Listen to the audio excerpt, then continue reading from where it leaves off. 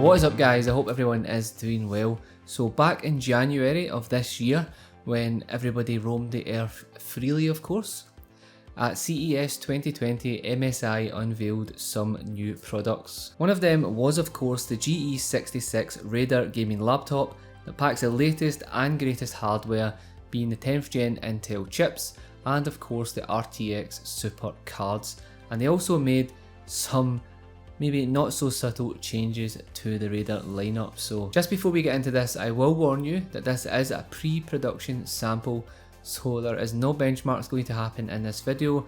I will just be giving you a tour etc, and obviously as soon as the retail samples are available we'll do the full review with benchmarks and all that good stuff, but we can take a good look at what is inside etc on this, so let's dive into it. So if you're looking for a low-key laptop to game on, then you're definitely looking in the wrong place, unless of course you just never turn it on.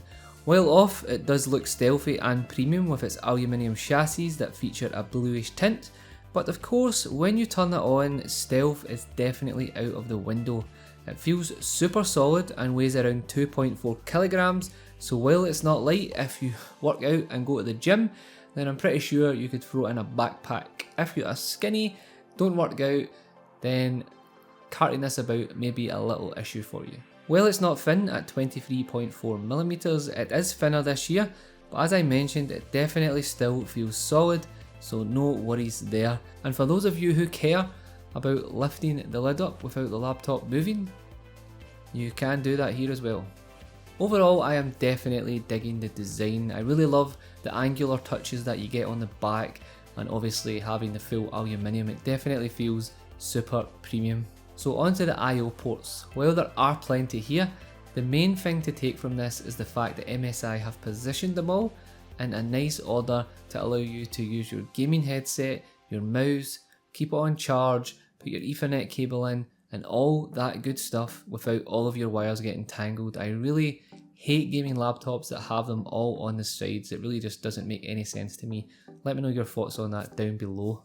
So on the back we have a mini display port, USB-C, Gigabit Ethernet port, HDMI 2.0 and our power port. While it would have been nice to have USB-C for charging, MSI have implemented this due to the fact that we now can get 280 watt-hour charging. So for me, the fast charging using the USB method is definitely worth it.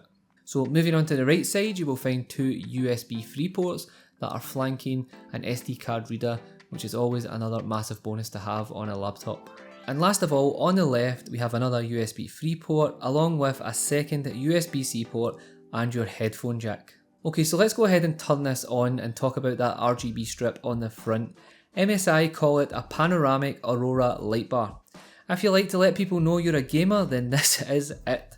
It supports up to 16.7 million colours, and as expected you can customise it till your heart's content, or you could just go ahead and turn it off. Personally, my inner child loves it, but I don't know if I would be happy going on a train or public transport etc with it absolutely glowing like a UFO in the background.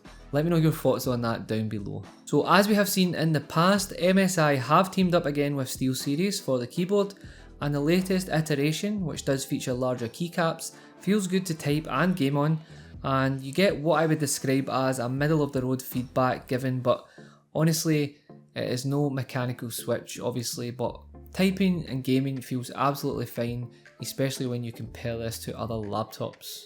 Again, with the RGB, you can do that per key customization or cycle through the many modes. So the trackpad, well, what can I say? The first thing I do when I get a gaming laptop is connect a mouse, but I did do some browsing and scripting etc just to test it out, and as you would expect I had no trouble with it at all. So onto the star of the show for me, and that is of course the 15.6 inch Full HD IPS panel that supports 300Hz. So just before I tell you how much I love this, I will have to upset all of my UK viewers by telling you that we are not getting the 300Hz panel and we are getting the 240Hz instead. While that's still pretty awesome, it would have been nice to get the 300Hz, but that is reserved for those in the US market. So if you want one, you will have to import it. Let me know your thoughts on that down below. So that aside, consuming content on this is great for a 1080p panel. It's sharp, bright and vibrant, and when you get into games you will be impressed with how smooth things run.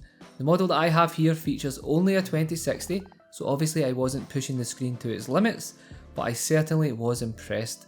In terms of colour accuracy, I would have to say that this gets a pass, and you could easily colour grade videos or use Photoshop on this, but we will save the full details of the screen and the results etc. until I have a retail model in-house, just in case things change. I don't want to get everybody's hopes on, but so far it definitely gets high pass marks. So you may have noticed the speaker grills on the sides of this, and MSI have updated the sound system here with the sound firing out the sides and the bottom, and the sound in my opinion wasn't the best and does lack bass and clarity, but honestly I have never came across a gaming laptop that would make me want to use the onboard speakers instead of a gaming headset. It just doesn't make sense to me, but honestly I wasn't too impressed with them, but let's see if they are improved in the final version.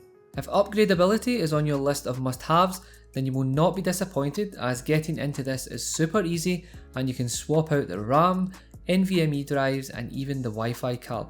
RAM support goes up to 64GB, and the two NVMe drives that I have on board are in RAID 0 and they are super fast as you can see, so I was definitely impressed. Since we are inside, we can see MSI's new Cooler Boost 5 fans with their metal blades, along with all the copper cooling pipes that are wider as well. What I will say though is that these fans get super loud, so I will have to see what the retail model is like when it launches. Hopefully there are some software tweaks etc. to improve this, but we'll have to wait and see. So taking a look at the bottom, you will see that it is absolutely dominated by that 99.9 Wh cell, which for your information is the legal limit allowed on aeroplanes, so I definitely cannot wait to test out how long this battery will last off power. But again, I don't see why I would leave it off power, because this laptop isn't one that I guess I would take on every single journey. I would probably be using it in the house or in the office, but we'll definitely put it to the test and see how long it lasts. And I guess what we'll do is we'll test the battery for productivity and the battery for gaming and just compare them both. So let's talk about the pricing for the Raider. In the UK, prices will start at £1,799, and that will get you the i7-10750H, a 2070, 16GB of RAM and a 512GB SSD. Then that goes all the way up to £2,999 for the i9-10980HK with the 2080 Super Max Q, 32GB of RAM and 1TB of storage. In the US, however, prices start at $1,799 before tax with the 2070, which does feature a 240Hz screen as well. And in the US, if you want that 300Hz panel, you're looking at $2,699 before tax, and that of course will feature the RTX 2080 Super, as that is the kind of card you are going to need to push that kind of refresh rate for sure. And even then, I will definitely be curious to know if you can blast past that 300 FPS. So that pretty much rounds up this first look. If you have any questions at all that I can answer, just let me know down below in the comment section. I try and get back to everybody who comments, as you will see from my previous videos. So as always guys, thank you so much for tuning in. Stay safe, be kind to each other, and I will catch you on the next one. Peace.